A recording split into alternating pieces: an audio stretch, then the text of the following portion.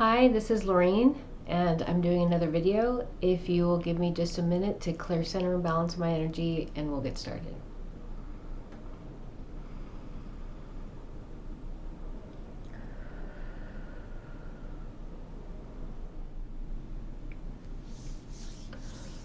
So, today has been a rough day.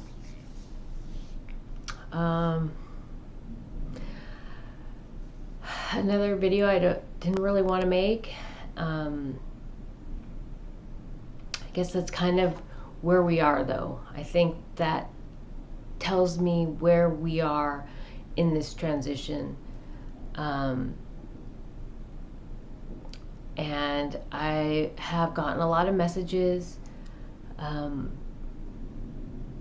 this week that were just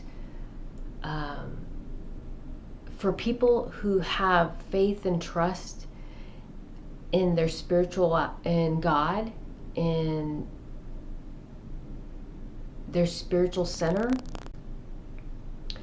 who truly have faith in the creator of all things, not the dogma of religion, but faith in the creator of all things, God, divinity, the source, however you refer to this energy. For those people, although this transition is and will be difficult, that faith and trust will carry them through anything. For people who feel like or experience religion or spirituality through the dogma, that this transition will be bumpy, and it doesn't necessarily guarantee that they're ready for transcendence, because there needs to be an elevation of understanding of our place on this world and in this universe. And if we hold on to this dogma, we're holding on to old ways. What we're being asked to do is perceive ourselves, this world in the universe, from a different point of view, from a different perspective, to view God or divinity or the creator of all things from a higher perspective, a different perspective. And so, as I think about this past week and the messages, I think the difficulty comes from the feeling, the sadness, the difficulty, the challenges that I have come from the knowing. The knowing is heavy, and it is a weight that is very difficult to bear. And there's no way I can explain it. I think I was watching a movie, The Arrival, with Amy Adams, Forrest Whitaker, and Jeremy Renner. And I guess I should do a spoiler alert, because there is a moment in the movie where her perspective of time changes, and nobody else has this capacity except for her. And this understanding is beyond the scope of what anybody else on the planet can comprehend, because she's the only one who has the ability to perceive time in this way at this time on the planet. And that realization is overwhelming. And I guess that's the best metaphor I can give. It's this knowing. It's, unless you carry it, it's very difficult to explain to people what that means, the weight it carries. Because with the knowing, there isn't always a word to explain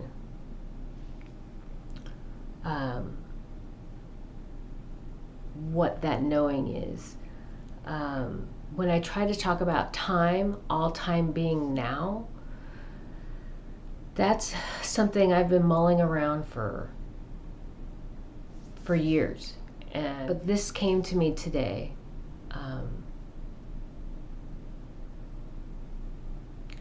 Or last night, I can't remember.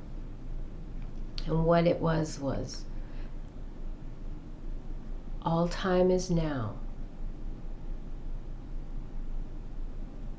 It's derived from the heart center, and it's communicated through the divine. That's what came to me. All three of those ideas and those movements. Time is now, emulated from the heart center, derived from the divine.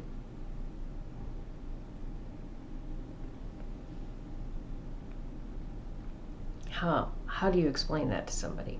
I don't. So the weight of the knowing has been very difficult, and through the journey, through this past week, I started reading more of Revelation. Then I read an article today that was I have had issues accessing, but I was able to access it, and it was very upsetting. About 2017, I did what I call a spiritual walkabout. It was completely inspired by visions I had, and I had to figure out where I was supposed to go based on the visions, which I did. And one of the places I went to was Auschwitz. And I remembered a past life there. And it wasn't about reliving that past life. What the message was this Holocaust does not have to happen again. But the message was there is potentially another Holocaust coming. And I didn't have any idea what that meant. It was upsetting for me to get that message, but I didn't know what that meant. But basically right now, what we're living through is another Holocaust. So the World War II, Hitler tried to get rid the world of these lesser humans with the concentration camps. Now humanity is being weeded out. The weaker individuals are being infected with a disease that weeds out the weak from the strong. The elderly, people with multiple health issues are vulnerable. And so with that, and reading what I was led to read, because like I said, I just get all this information, and it puts me on a path, it puts me on a journey. I do research, I read, I get information, and as I get that information, and as I read and bring the information in, I get hits on what I need to focus on and what my direction is and where I need to go with that information. And so it was upsetting, but I have to do the videos. I have to do as I am guided, because I have a purpose in this world, and I have a purpose to fulfill, and I will do that. It's my obligation. So I'm not sure where this is going.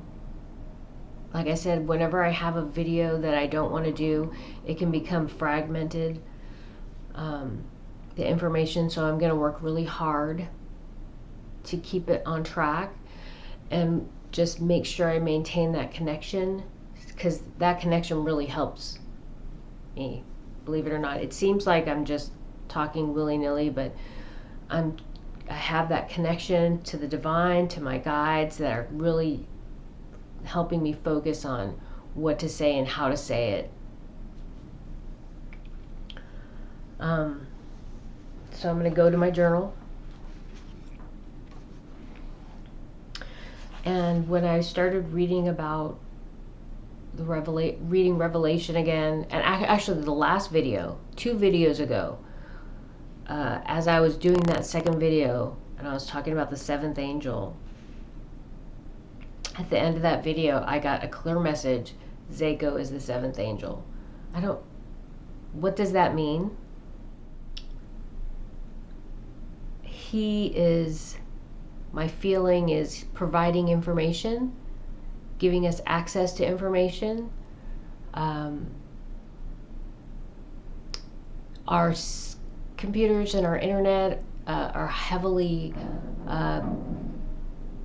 regulated and directed depending on the search engines that you use. Although I'm noticing that even some of the independent search engines are now being influenced. But what Zayco does is he's allowing us access to information that they're trying to block us from. And so he is moderating the scroll. Let's just put it that way. He moderates the scroll. He moderates the exchange of information right now.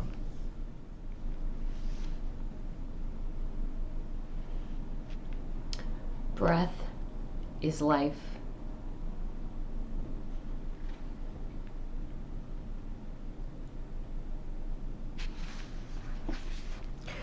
Every moment we have is a chance for something new.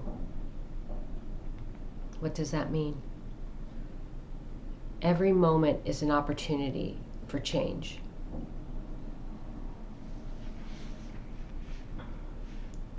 Shadows and dust. I kept on getting messages about shadows and dust. Shadows and dust. And then I heard a song. Actually posted it on my Facebook, and it is about roses, and roses started coming in really strong in my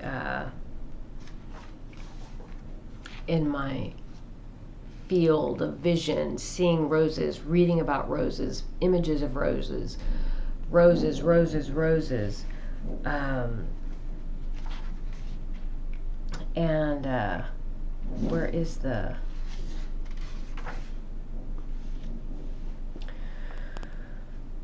dust, the shadows conceal the rose until it's ready to glow. That's the message that came through as I kept on seeing the roses, the dust, all these visions, songs, all this stuff came to me, and all these pieces. And as the pieces came to me, they kind of, it's hard to describe, they come together and they create a puzzle. The puzzle is put together, let's put it that way. All the pieces of the puzzle are put together, and once it's put together, that's the message. The dust, the shadows conceal the rose until it's ready to glow. Then the rose honors its legendary symbol of God at work. The rose signifies elegance and readily provides a pristine glimpse of creation.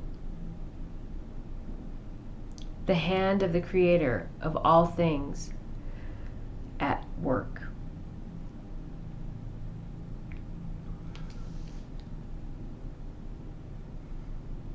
So I think the rose symbolizes the Messiah.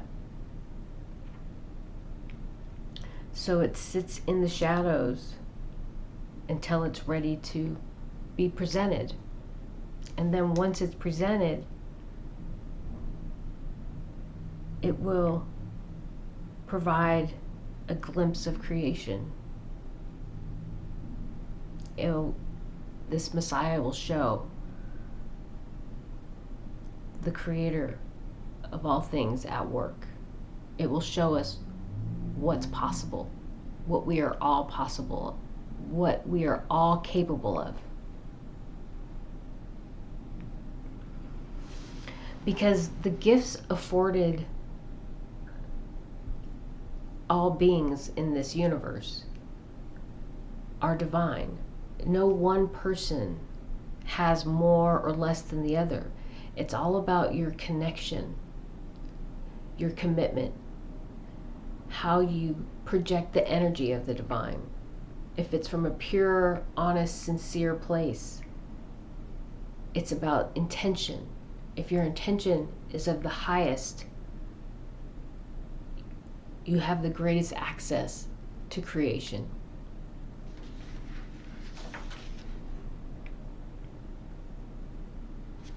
And I'm going to go to the end. This is something Creation is an act of love. It requires patience, kindness, consideration. Destruction is an act of will, violence, ignorance, arrogance. When I create, I trust. When I destroy, I impose. So misery is control.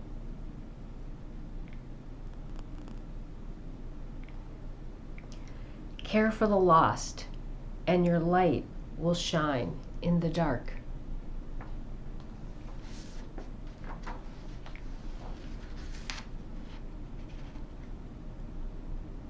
Find a hurt, heal it. See a need, fill it.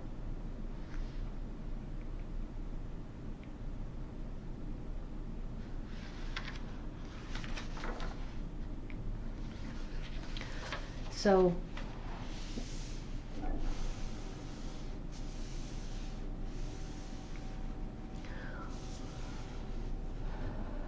Revelation is not chronological. It's not written in order.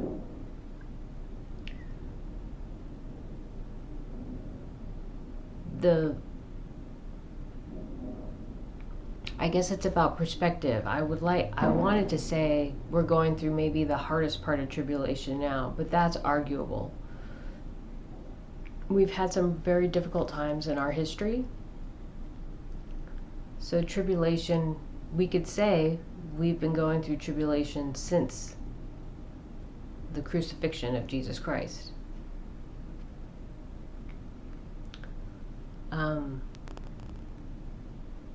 But there are events that we will go through that I believe we have been going through. And one of them, I believe, was the oceans, the sea life will die. And if you think about it, the barrier reef is dying, or is almost completely dead. There is a current, I think, in the southern hemisphere that's slowing, so the water's warming up and marine life is dying because of it. So all these events, I think it's the bowls. Let me find the article. Give me a second.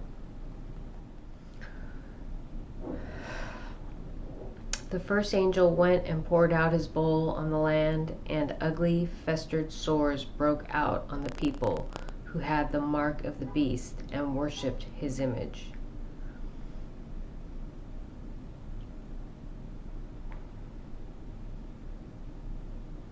The second angel sounded his trumpet, and something like a huge mountain, all ablaze, was thrown into the sea. A third of the seas turned into blood. A third of the living creatures in the sea died, and a third of the ships were destroyed. The fourth angel sounded his trumpet, and a third of the sun was struck, a third of the moon, and a third of the stars, so that a third of them turned dark, and a third of the day was without light, and also a third of the night.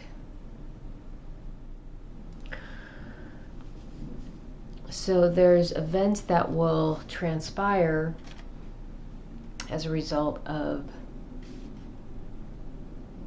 the sins of man.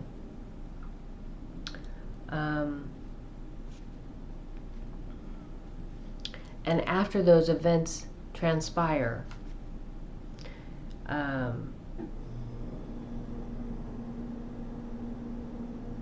there is an announcement, a proclamation by one of the angels. Fallen, fallen is Babylon the Great. She has become a dwelling for demons and a haunt for every impure spirit, a haunt for every unclean bird, a haunt for every unclean and detestable animal. For all the nations have drunk the maddening wine of her adulteries.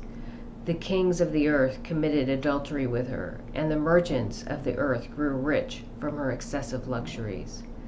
Come out of her, my people, so that you will not share in her sins, so that you will not receive any of her plagues. For her sins are piled up to heaven, and God has remembered her crimes. Give back to her as she has given. Pay her back double for what she has done. Pour her a double portion from her own cup. Give her as much torment and grief as the glory and luxury she gave herself. In her heart she boasts, I sit enthroned as queen. I am not a widow. I will never mourn. Therefore, in one day, her plagues will overtake her, death, mourning, and famine. She will be consumed by fire, for mighty is the Lord God who judges her. Threefold woe over Babylon's fall. When the kings of the earth, who committed adultery with her and shared in her luxuries, see the smoke of her burning, they will weep and mourn over her. Terrified at her torments, they will stand far off and cry, Woe, woe to you, great city, you mighty city of Babylon. In 1 hour your doom has come. Woe, woe to you, great city, dressed in fine linen, purple and scarlet, and glittering with gold, precious stones, and pearls. In 1 hour such great wealth has been brought to ruin. Woe, woe to you, great city, where all who has ships on the sea became rich through her wealth. In 1 hour she has been brought to ruin. Rejoice over her, you heavens. Rejoice, you people of God. Rejoice, apostles and prophets, for God has judged her with the judgment she imposed on you. With such violence, the great city of Babylon will be thrown down, never to be found again. The music of harpists and musicians, pipers and trumpeters will never be heard in you again. No worker of any trade will ever be found in you again. The sound of a millstone will never be heard in you again. The light of a lamp will never shine in you again. The voice of bridegroom and bride will never be heard in you again. Your merchants were the world's important people. By your magic spell, all the nations were led astray. In her was found the blood of prophets and of God's holy people, of all who have been slaughtered on the earth. And so this goes to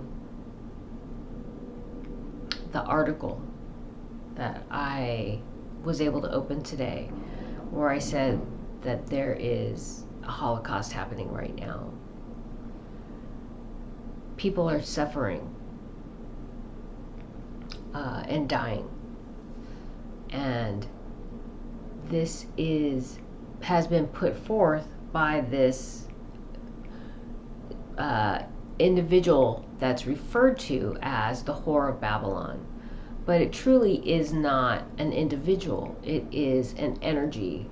The negative polarity has been at work influencing these people who worship that negative polarity, and they are imposing this darkness onto the true believers, the people of faith, people who have still believe in a higher power, in the creator of all things, who have not turned their back on God and are looking to man to save them.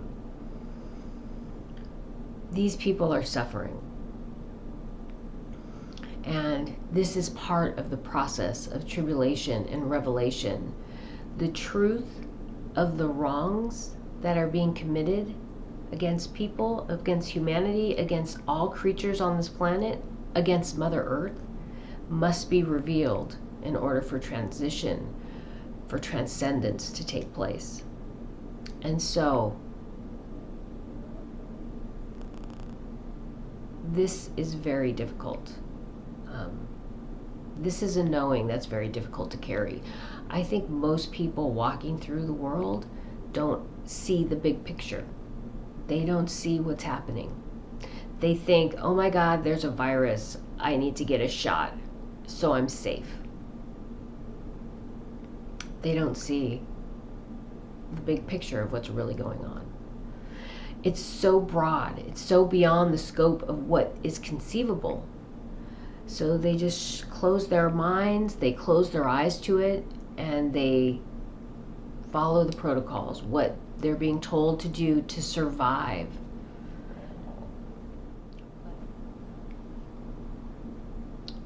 The idea of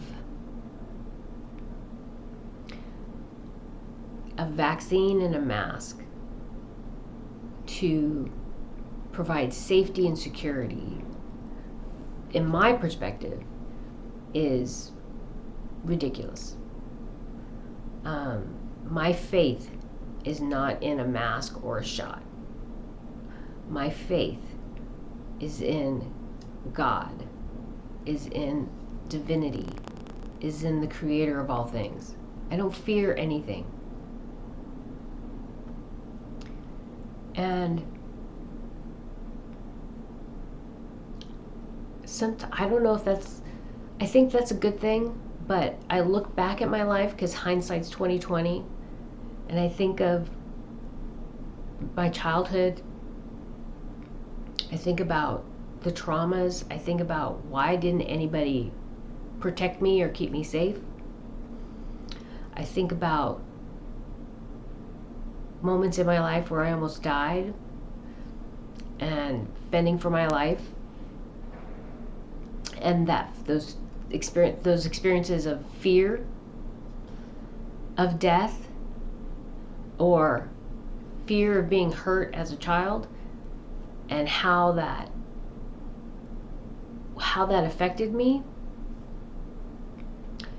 and how the idea of death could be a release from the pain and the sadness and the sorrow, the betrayal, the shame. Then I think about how much faith and trust I have in God, and that now I'm at a place where death is home. Death takes me home. Death takes me back to the source of all creation.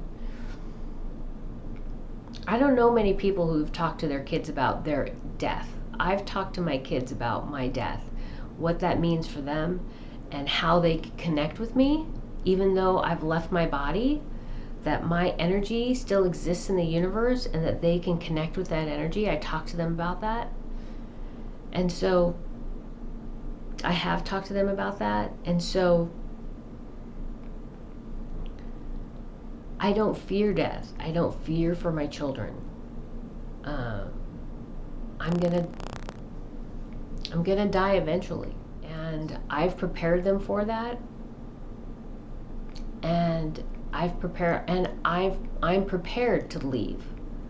I don't fear death. I don't fear anything. I don't fear the pain of death. I don't fear the process, because I know whatever happens between this point here, where I'm at, and the day I actually take my last breath, that last breath will take me to true freedom, to true joy, and happiness, to unconditional love, to a place that in this physical form is hard for me to comprehend. But I know it will give me access to my true self. So, as I look at this, what's going on right now, I feel so much weight from the knowing. I feel so much pain and sadness. My whole body is weighted. Today, my whole body was weighted. I did not want to do this video at all. Because we're probably, what's going to happen between now and whenever our Messiah comes, it's going to be weighted, thick, heavy, burdensome on us. And I always encourage people, I've been encouraging people I know to listen to their intuition, to let them know where they need to be. I know where I need to be. I know where I am now, and I know where I am to go. It's just a matter of waiting for the synchronicities to take me there. But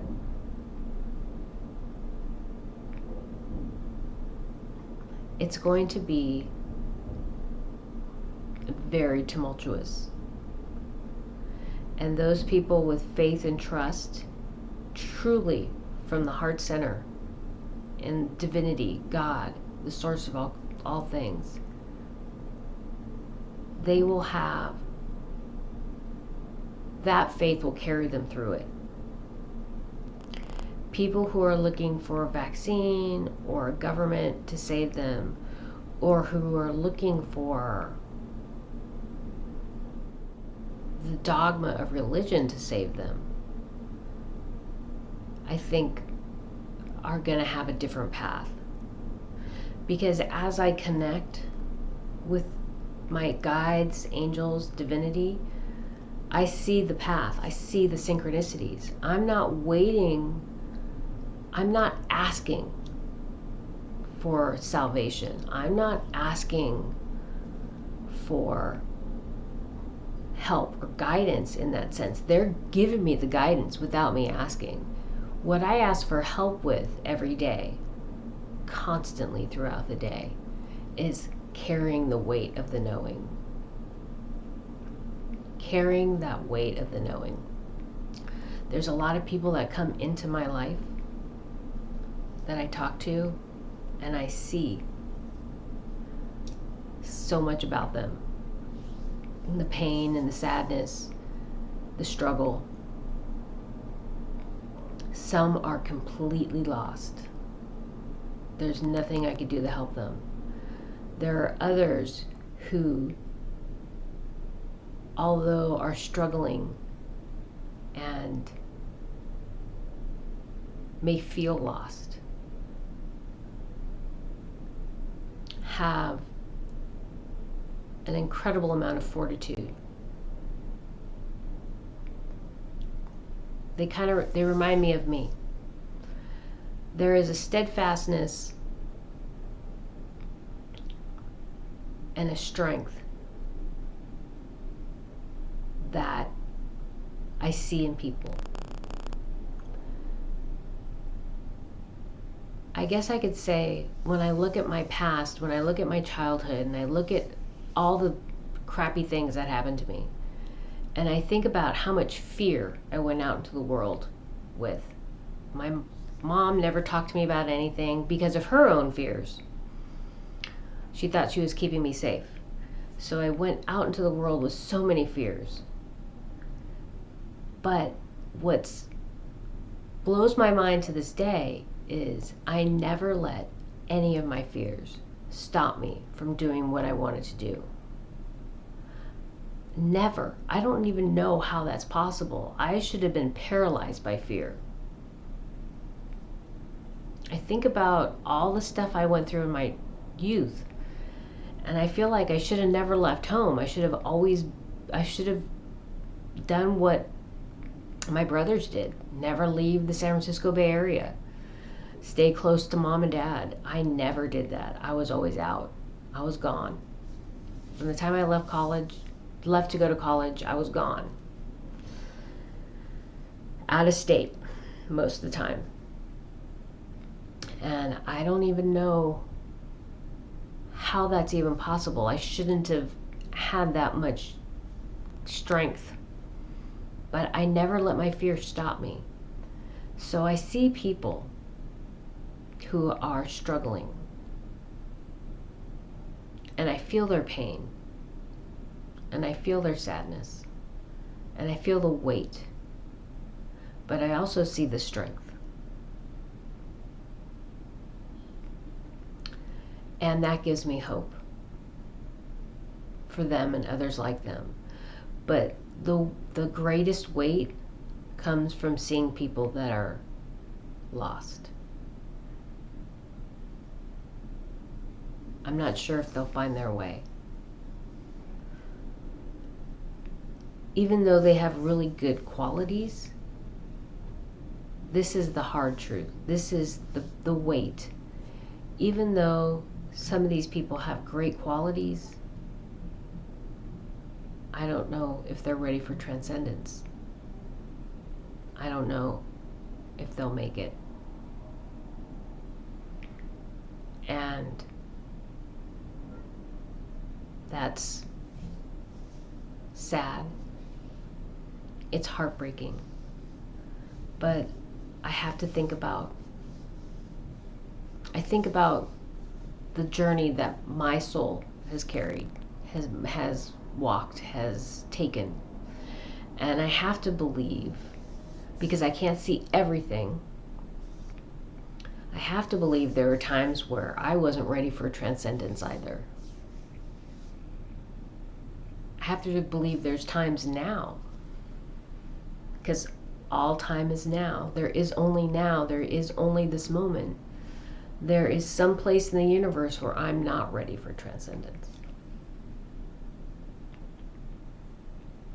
And I'm getting, no, that's not true. That's funny. I just got a big fat no. And I guess that goes to the rising of vibration. So as I raise my vibration here in this place, in this now, it's being risen, it's rising across time, across the universe. Because all time is now. I'm living all my lifetimes parallel.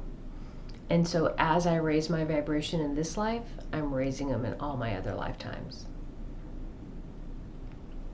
Because they're all happening concurrently. Because there's only now.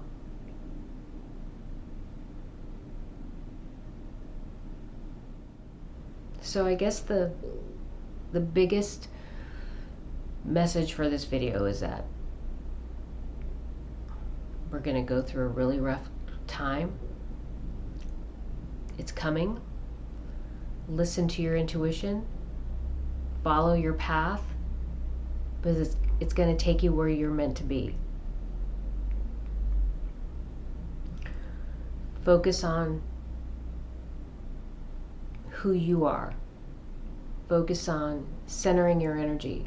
Focus on faith and trust in something greater than yourself. What your decisions are, the paths you take, will determine your future outcome.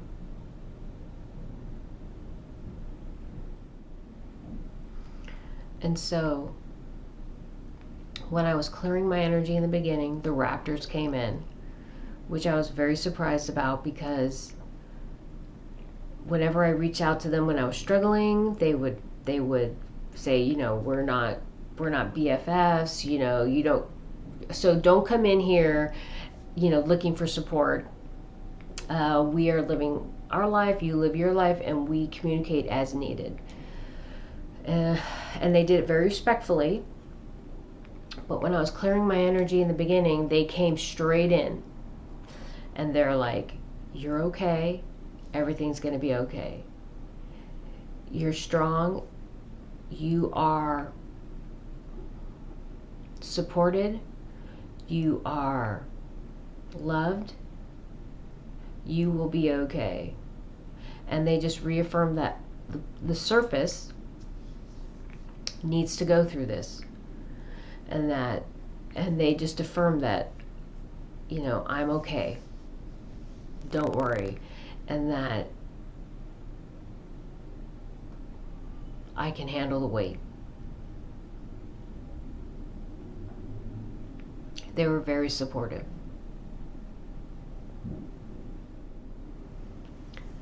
And they're just telling me that I need to go where I'm being guided to go, and that they are beside me.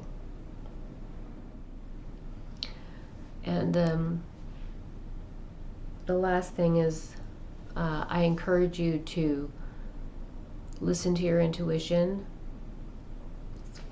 look for the synchronicities, seek out information to help guide you on your path, because right now at this point, each of us is walking their own path, and every decision each of us makes will determine where we go, whether we transcend with Mother Earth, or whether we will be incarnating in Cepheus. That is where this negative polarity, that is where all these energies who are following the Whore of Babylon will be incarnating in Cepheus. Okay, so I can't tell you where to go, what to do, how to do it, what decisions to make. That is up to you. So I encourage you to start working on listening to your intuition, following your path,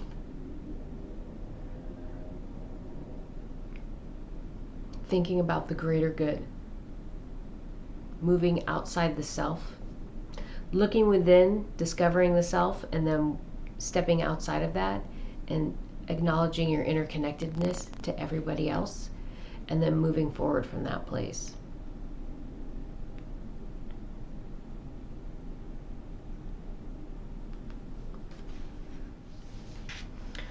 And I'm just going to end with this. This is part of Revelation. Then I saw another sign in heaven, great and amazing, 7 angels with 7 plagues, which are the last, for with them the wrath of God is finished. So these last 7 plagues, with them the wrath of God is finished. Thank you.